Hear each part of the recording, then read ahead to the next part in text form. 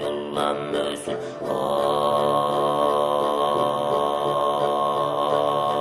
Ay Haymak şonun dölezi babam ağıllap deyle ormen Tangım maydan örüşle